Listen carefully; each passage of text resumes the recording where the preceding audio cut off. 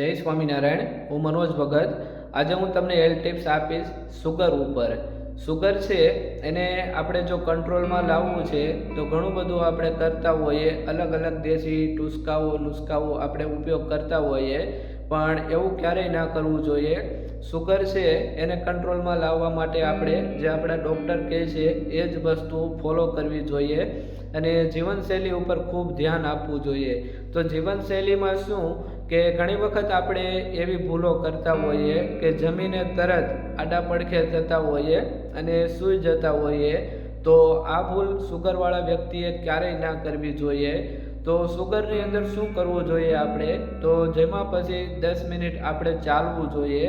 એનાથી ઘણું બધું આપણું હેલ્થ સારું થતું હોય અને આપણું જે સુગર છે એ પણ કંટ્રોલમાં આવતું હોય છે।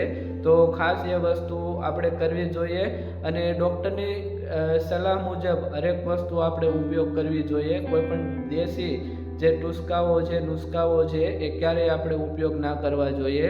તો સુગર ઉપર જબરજસ્ત હું ટોપિક લાવીશ આવતા સમયની અંદર, ટૂંક સમયની અંદર 10 થી 12 મિનિટનો ટોપિક છે। તો ખાસ તમે આ ચેનલને સબસ્ક્રાઈબ કરો અને બેલ આઇકોન ઉપર ટચ કરો અને સારા વિડીયો લાગે છે એને તમે લાઈક કરો।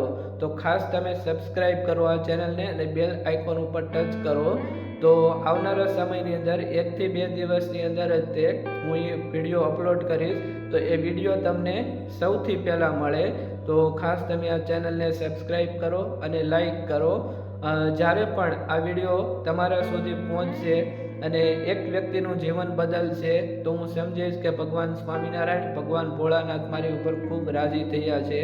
તો ખાસ તમે આ ચેનલને સબસ્ક્રાઈબ કરો અને બેલ આઇકોન ઉપર ટચ કરો અને લાઈક કરો, જેનાથી તમારા જીવનની અંદર ખુશી આવે અને ભગવાન મારા ઉપર રાજી થાય। બસ એ જ હેતુ છે મારો। જય સ્વામિનારાયણ। Thank you.